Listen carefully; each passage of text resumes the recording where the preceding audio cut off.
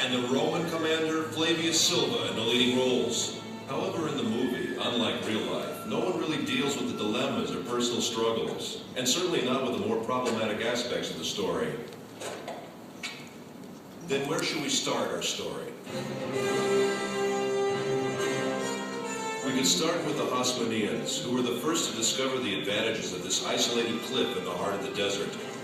Or we could start at the end, with a dramatic project of the Masada excavations, with Igel Yadin, the head of the excavation team, who would stand on the mountain and read Josephus Flavius' description of the account, and everyone around him could actually hear the echoes of the fighting. Or we could start the quest with King Herod. Herod, who ruled under the auspices of the Romans, built himself a magnificent fortress here on the mountain, which was to be his sanctuary in troubled times. And believe me, he really had troubles. Herod, like any other king, built his palaces to the highest standards of his day. One of them is this Western palace. Herod's architect was probably a short guy. Here he built himself a bathhouse, and he would put his lamp here and enter his bath. What can I tell you? This king loved the good life. Until now, we spoke about Herod. It wasn't the splendor of Herod's style that made Masada what it is today. The year is 66 AD.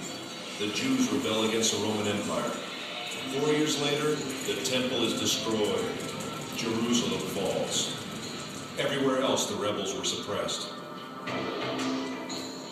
Masada is the last stronghold where there are still Jewish rebels. And believe me, they didn't need Herod's palaces. The rooms in the wall were divided and used as living quarters. They lived from food in the storerooms, and they drank water from the cisterns, kindly left behind by Herod long ago.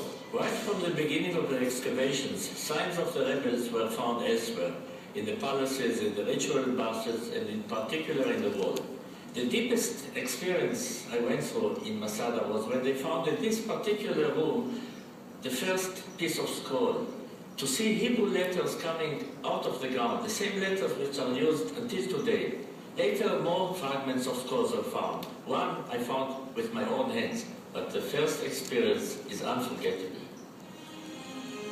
Throughout the revolt, groups of refugees sought asylum on the mountain. About 1,000 rebels gathered in this fortress in the heart of the wilderness. In 73 AD, the Romans' 10th Legion arrived with thousands of armed soldiers who deployed themselves around the mountain. An enormous war machine. And the movies do it best, after the Romans, of course. The Romans built an attack ramp. The besieged rebels rolled stones down it. The Romans lift a tower to the top of the ramp, equipped with a battering ram to smash the wall. The besieged erect a wood and earthen wall to sustain the blows of the battering ram.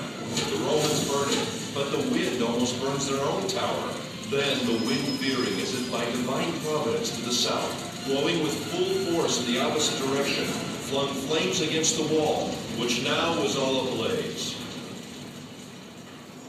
And in the evening, when the wall was burnt and breached, the Roman army returned to its camps, assured that the whole affair would be over by morning. But Eleazar had ideas of his own. This is it, the last night. My friends, we've reached the climax of the drama. However, unlike the movie, here apparently the